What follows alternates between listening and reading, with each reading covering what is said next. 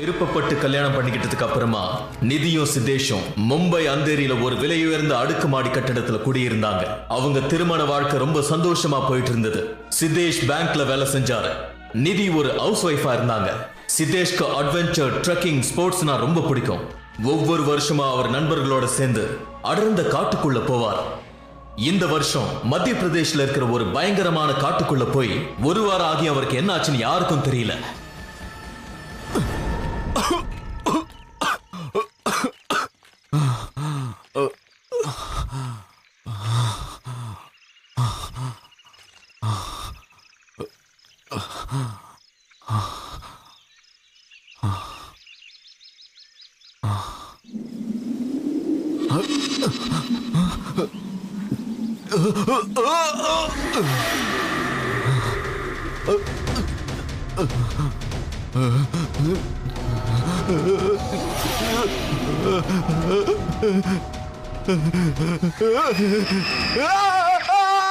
சதீஷ்,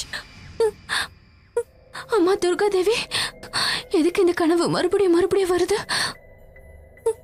தாயே, என் சதீஷ் நீதான் காப்பாத்தணும். எவ்வளவோ முயற்சிகள் எடுத்த பிறகும் நிதியால சிதேஷை கண்டுபிடிக்க முடியல. அம்மா, என் சதீஷ் நீதான் காப்பாத்தணும். என் பையனை எப்பவும் ஜெயத்துலதான் முடியணும் தாயே. அப்போ மொபைல் போன்ஸ் இல்லாத காலம், இன்டர்நெட்டும் கிடையாது. சிதேஷ் நினைச்சு அவங்க ரொம்ப பயப்பட்டாங்க. அவர் ஒரு ஆபத்துல இருக்காருன்னு மட்டும் நிதிக்கு புரிஞ்சது. இனிமே வேற யாரையும் நம்பி பிரயோஜனம் இல்லைன்னு நிதி சுயமா ஒரு முடிவெடுத்தாங்க. மத்திய பிரதேஷ்ல இருக்கிற அந்த அடர்ந்த காட்டுக்குள்ள அவங்களே போக முடிவெடுத்தாங்க. நிதி இன்னைக்கு வரைக்கும் மும்பையை விட்டு வேற எங்கேயும் போனதே இல்லை.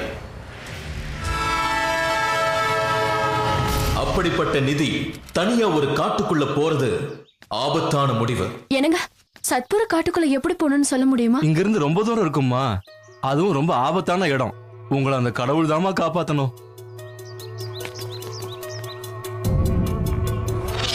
அது உண்மையிலேயே ஆபத்தான இடமா? அங்க போனவங்க யாரும் திரும்பி வந்தது இல்ல. அங்க ஒரு பேய் இருக்கான், அதோட வயசு 400.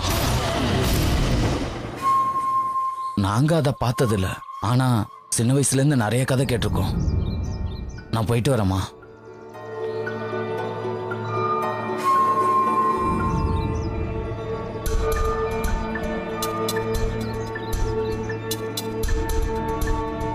இங்க பாருமா, எங்க மூதாதையர் காலத்துல இருந்து பல கதைகளை கேட்டிருக்கோம்.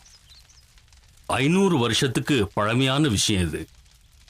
காட்டுல இருக்கிற ஒவ்வொரு மிருகத்தையும் ஒவ்வொரு மரத்தையும் அந்த பேய் தன்வசப்படுத்துதுன்னு கேள்விப்பட்டிருக்கோம். உண்மை என்னன்னு தெரிஞ்சுக்கிறதுக்கு எத்தனையோ பேர் இங்க வந்தாங்க. ஆனா காட்டுக்குள்ள போன ஒருத்தர் வெளியே வரல. ஆனா ஐயா, அந்த காட்டுக்குள்ள அப்படி யாரும் இல்லைன்னு தான் நான் கேள்விப்பட்டேன். அங்க நிறைய மிருகங்கள் இருக்கு. ஒருவேளை அதுதான் போனவங்களை கொண்டு இருக்கலாம் இல்லையா? உண்மையிலேயே அப்படி மிருகங்கள் இருந்தா அது நம்ம கண்ணுக்கு தெரியும் இல்லையா? தயவு செய்து நான் சொல்றத கேளு. நீங்க இருந்து திரும்பி போயிடு.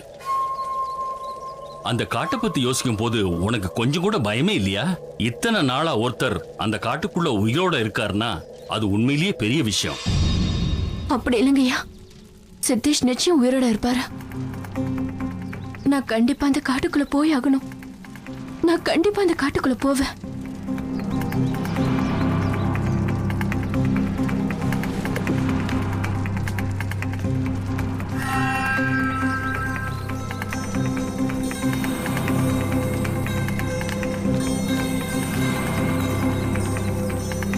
இந்த அம்மா, இதை நீ உன் கையில வச்சுக்கோ.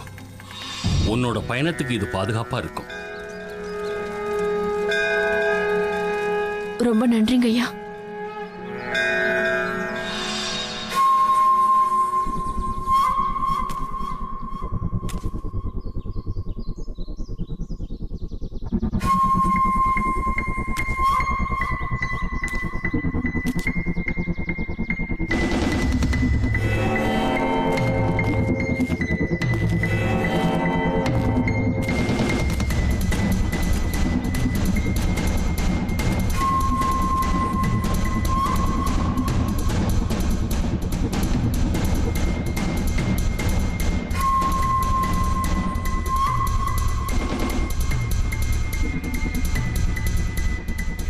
அந்த அடர்ந்த காட்டுக்குள்ள போக உதவியா அந்த கிராமத்துல இருந்து 2 பேரை நிதி தேர்ந்தெடுத்தாங்க. இந்த ஆபத்தான வேலையில நிதிக்கு உதவியா இருக்க அவங்களும் மனமும் வந்து வந்தாங்க. முதல்ல நான் ரொம்ப பயந்தேன். ஆனா கடைசியில முடிவு பண்ணிட்டேன். என்ன ஆனாலும் சரி, என் சிதேஷ் அங்கிருந்து எப்படியாவது கூட்டிட்டு வரணும். அப்போ என் முன்னாடி ஒரு பெரிய இருட்டு, ஒரு காடு இருந்தது. அறிமுகம் இல்லாதவங்க எனக்கு துணையா வந்தாங்க. ஆனா ஒரு விஷயம், துர்காதேவி அம்மனோட ஆசீர்வாதம் என் கூடவே இருந்தது. அவர் எப்பவும் என் கனவுல வந்துட்டே இருப்பாரு. நான் இங்க வர்றதுக்கு அதுவே ஒரு காரணமா இருந்தது. நான் முன்னாடி போனேன். ஆனா நான் அந்த இடத்துக்கு போனதுக்கு அப்புறம் அங்க நடந்த ஒவ்வொரு விஷயங்களும் என் கனவுல வந்த மாதிரியே இருந்தது. இன்னைக்கு நான் அதை நினைச்சு பார்த்தா கூட என் உடம்பெல்லாம் நடுங்குது.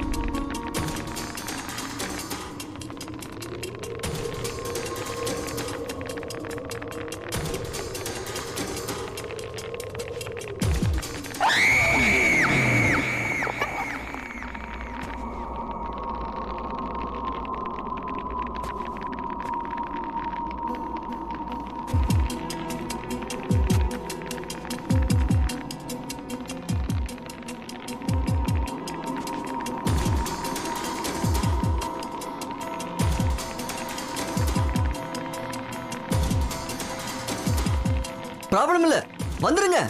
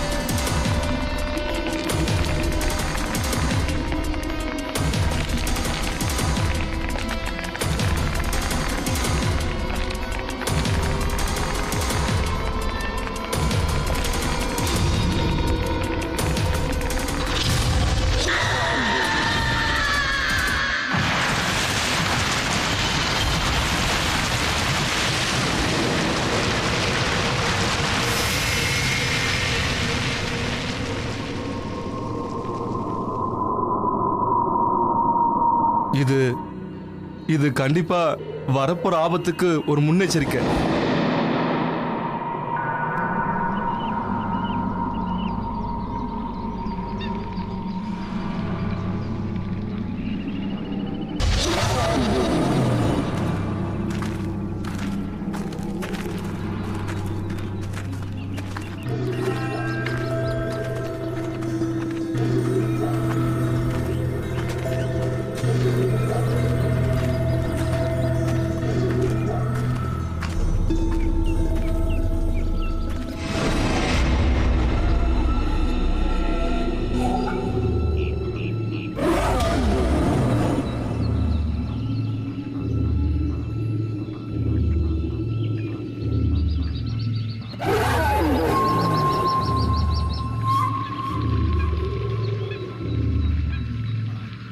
அம்மா துர்கா தேவி, எங்களை எப்படியாவது நீங்க தான் காப்பாத்தணும்.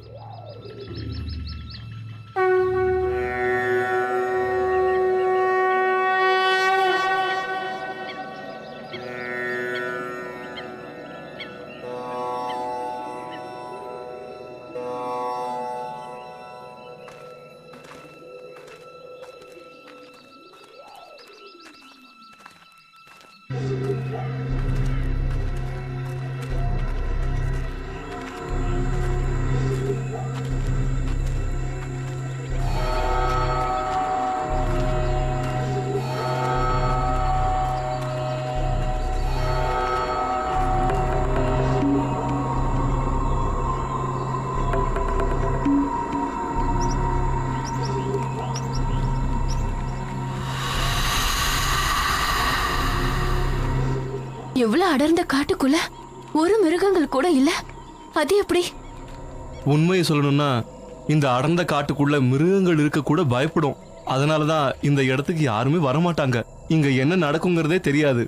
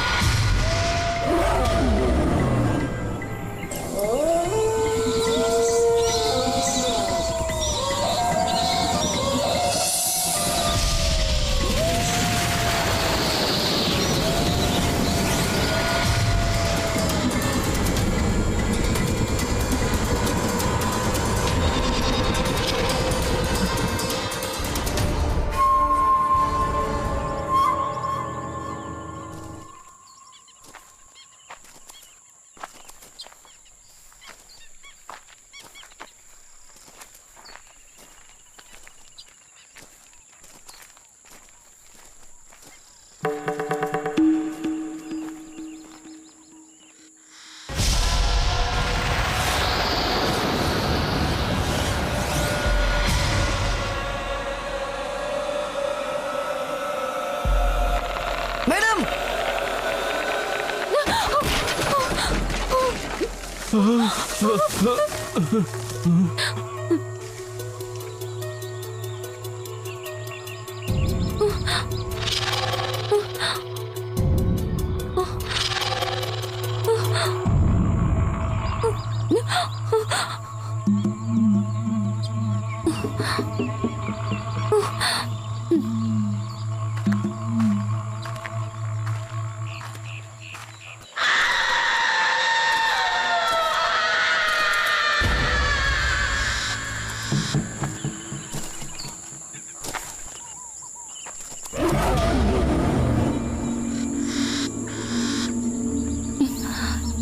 என்னாச்சு?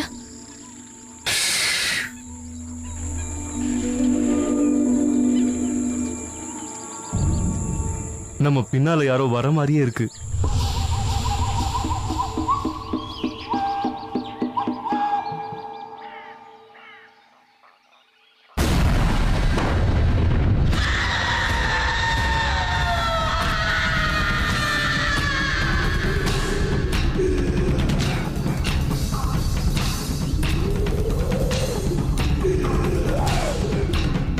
இங்க பாருங்க மேடம், நம்ம இங்க இருந்து போயிடுறதா நல்லது.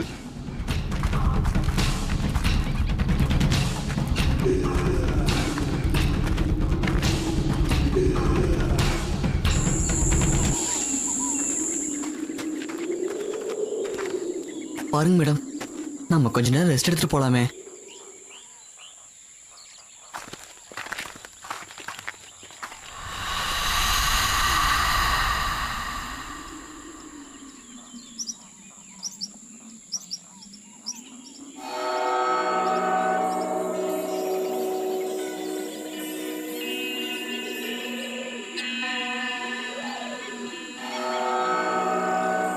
சலீம், இந்த எடுத்துக்கோ.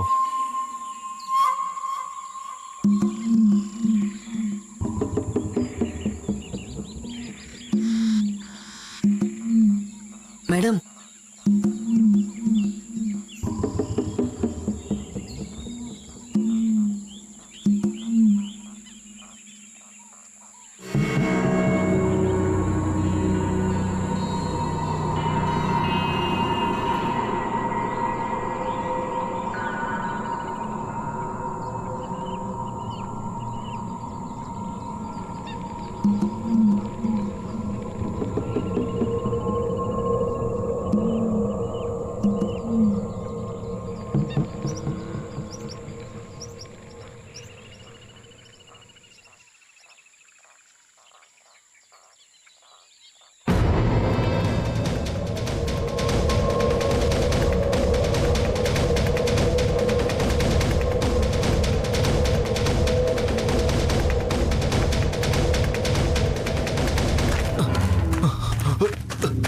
நிதி, நிதி, நிதி, நிதி. சிதேஷ்!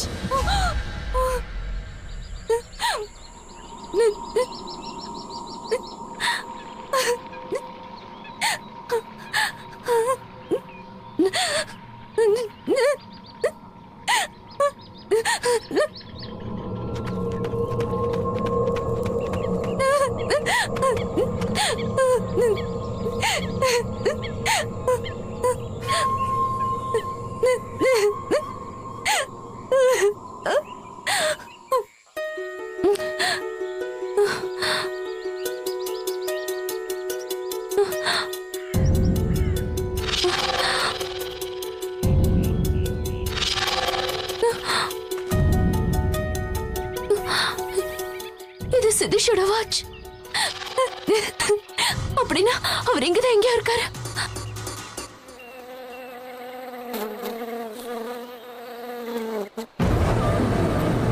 மேடம் இங்க பாருங்க, ஒரு நிமிஷம் இங்க பாருங்க, அங்க பாருங்க, அங்க பாருங்க.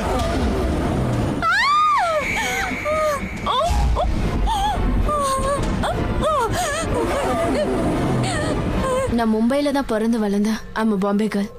அதனால எங்க வெளியே போறதா இருந்தாலும் அங்க இருக்கிற கோயில்கள் அப்புறம் மகாபலேஸ்வரனை வேண்டிக்கிட்டு தான் போவேன். எப்ப போனாலும் என் ஹஸ்பண்ட் கூட தான் நான் போவேன். என் வாழ்க்கையிலேயே முதல் தடவையா அந்த காட்டுக்குள்ள தனியா என்னால இப்ப கூட அதை நம்ப முடியல. அங்க என்ன நடந்ததுன்னு எனக்கு புரியல. I was wondering, அங்க காட்டுக்குள்ள இந்த மாதிரி எல்லாம் கூட நடக்குமா? அந்த ஊருக்காரங்க அந்த காட்டை பத்தி சொன்னதெல்லாம் உண்மையா இருக்குமா? இங்க பாரு சலீம், ஏதோ நமக்கு கொஞ்சம் பணம் தேவை, அதனாலதான் நம்ம இங்க வந்தோம். இல்லைன்னா நாம ஏன் இங்க வரப்போறோம்?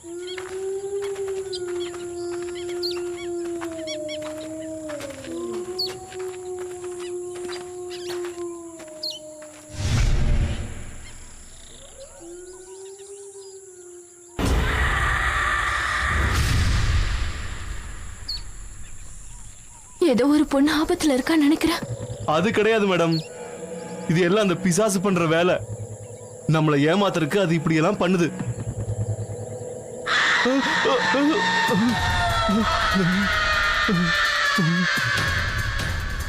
மேடம் வாங்க, நம்ம இங்கிருந்து போறது நல்லது.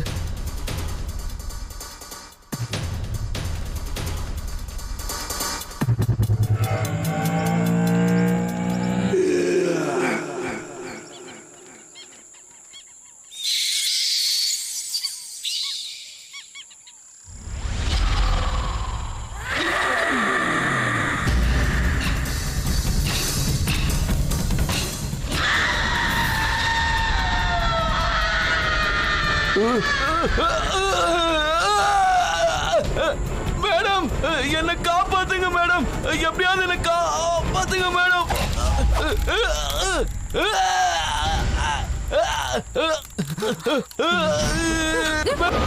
எப்படியாவது என்ன காப்பாத்துங்க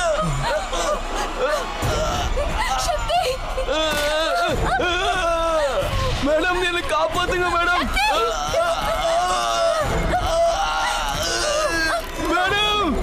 மேடம் என்ன எப்படியாவது காப்பாத்துங்க, என்ன காப்பாத்துங்க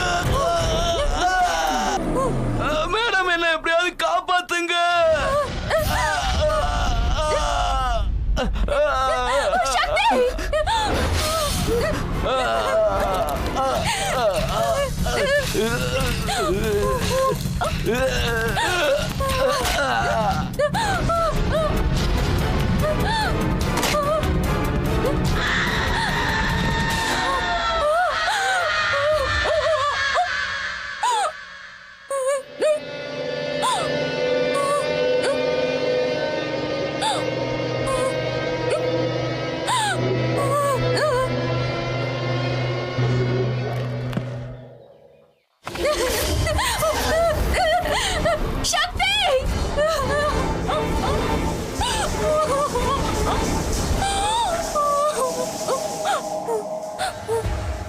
அப்ப நான் உண்மையிலே பயந்துட்டேன். பாவம் அந்த சக்தி எனக்கு ஹெல்ப் பண்றதுக்காக அவங்க ஃபேமிலி எல்லாம் விட்டுட்டு அந்த காட்டுக்குள்ள வரத்துக்கு அவர் சம்மதிச்சாரு. ஆனா ஏன் கண்ணு முன்னாடியே அவரை ஏன் கண்ணு முன்னாடியே அப்படி நடந்ததுக்கு அப்புறம் அங்க எதுவுமே நார்மலா இல்லைன்னு எனக்கு புரிஞ்சுது. இதையெல்லாம் பார்த்ததுக்கு அப்புறம் இனியும் சலீமோட வாழ்க்கையில விளையாடக்கூடாதுன்னு எனக்கு தோணுச்சு. அதனால அங்க இருந்து போகணும்னு நான் முடிவு பண்ணிட்டேன். நாங்க 2 பேருமே அந்த காட்டுக்குள்ள இருந்து வெளியே வரணும்னு முடிவு பண்ணிட்டோம். ஆனா நாங்க நினைச்ச எதுவுமே அங்க நடக்கல. திரும்ப வர முடியல.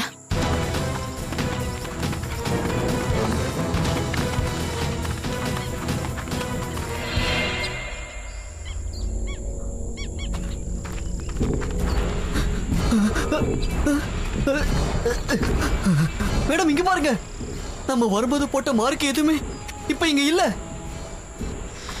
இது பாருங்க மேடம், நாம இங்க நல்லா மாட்டிக்கிட்டோம்.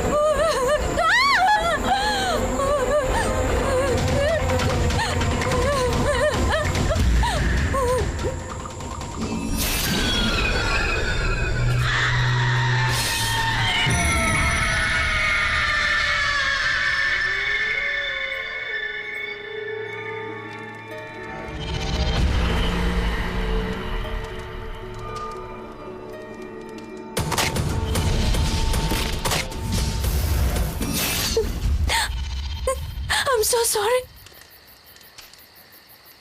எனக்கு உதவி செய்ய வந்ததா சக்தி இறந்து போயிட்டாரு. இனி என்ன நடக்க போகுது நினைச்சாலே எனக்கு பயமா இருக்கு.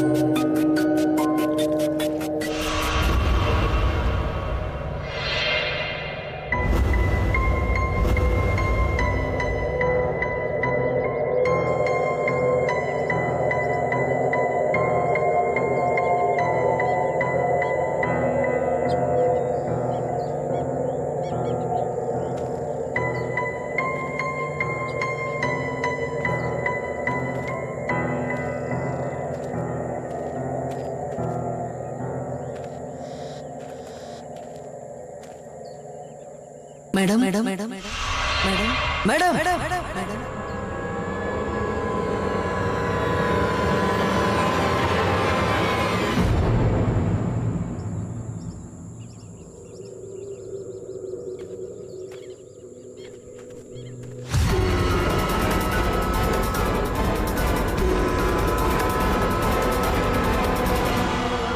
Hello madam.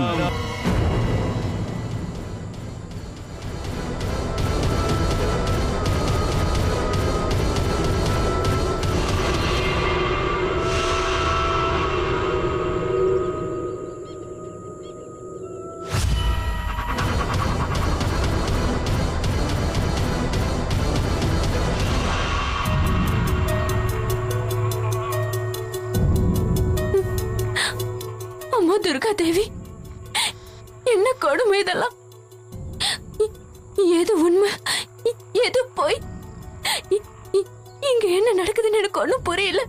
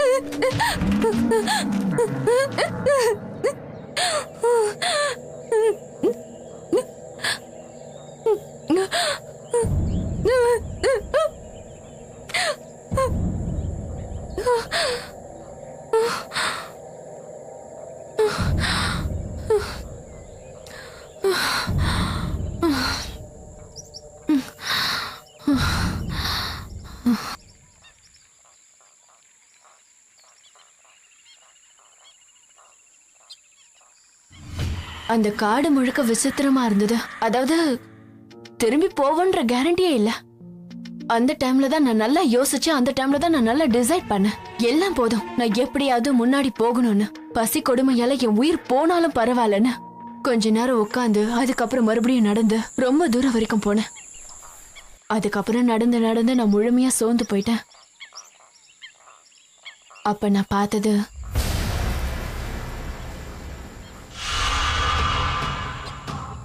இந்த இடம்லாம் என் கனவுல வந்த மாதிரியே இருக்கு. இந்த வழியை என் கனவுல பார்த்திருக்க. இது என் கனவுல பார்த்த இடம் தான்.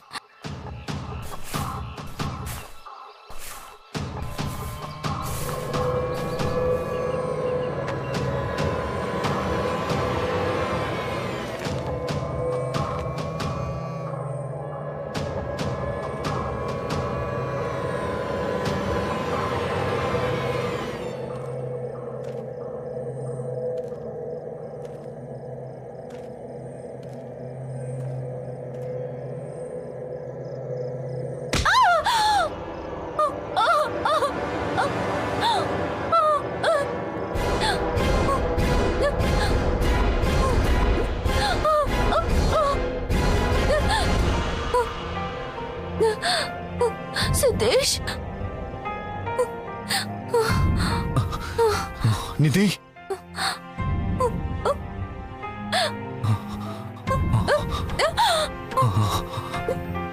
நிதி, நிதி,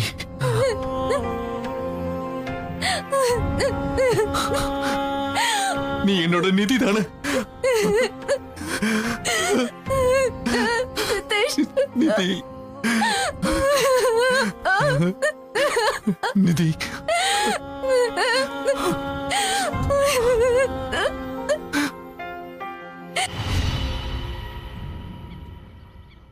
காமிஸ் முதல்ல இதுக்கு ஒத்துக்கவே இல்லை.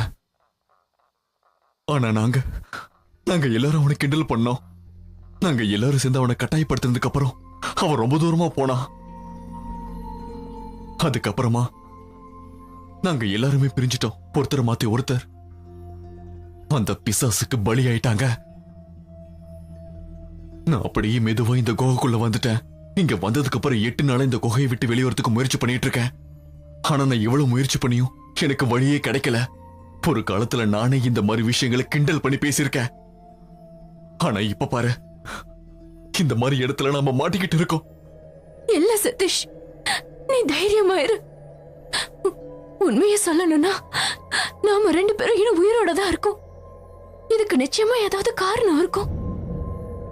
இங்க பாரு சதீஷ், ஒண்ணு நாம இங்க சித்திரவதைப்பட்டு சாகணும். அப்படி இல்லைன்னா இங்க இருந்து தப்பிச்சு போறதுக்கு நம்ம கடைசி முயற்சி எடுக்கணும். உண்மையா சொல்றேன், நீ என் கூட இருந்தா எனக்குள்ள இருக்கிற பயம் காணாம போயிடும் சதீஷ். நாங்க அப்ப முடிவு பண்ணிட்டோம். துர்காதேவி அம்மன் மேல இருக்கிற நம்பிக்கையில நாங்க 2 பேரும் அங்க இருந்து வெளியேறணும்னு முடிவு எடுத்துட்டோம்.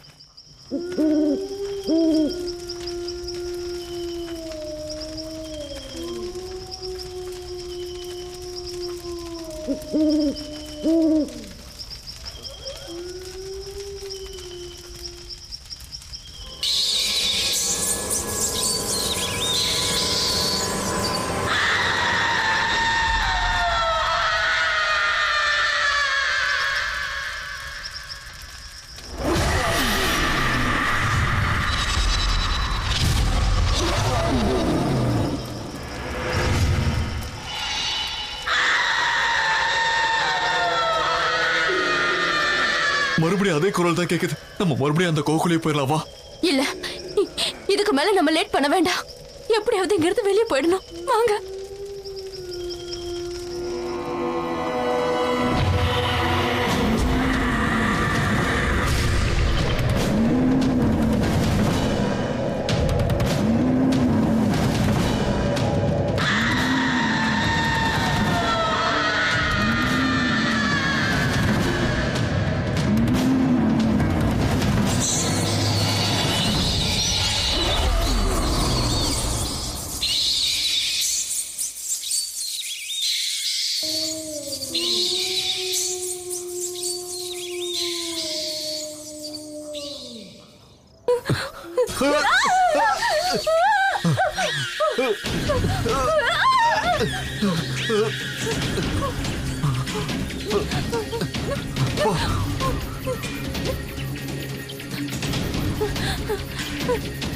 சித்தீஷ், எங்களை எப்படியாவது காப்பாத்து.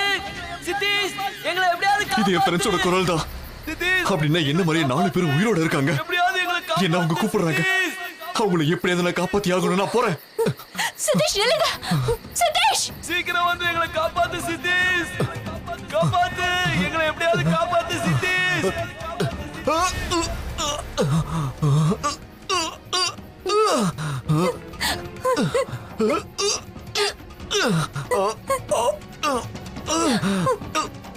ஹெல்ப் நிதி, ஹெல்ப் நிதி, ஹெல்ப் பண்ணு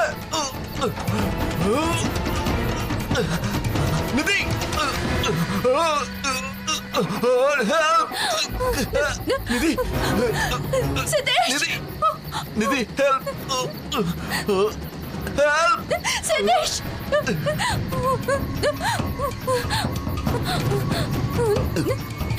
நிதி, காப்பாத்து. சதீஷ், குடு, கொடுங்க. கொடுங்க.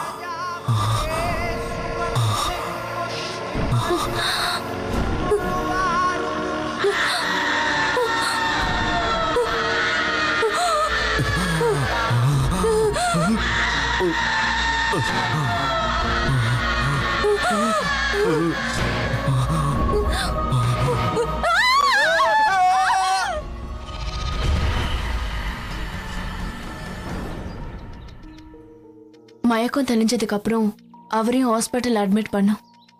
1 மாசத்துல அவரும் குணமாயிட்டாரு.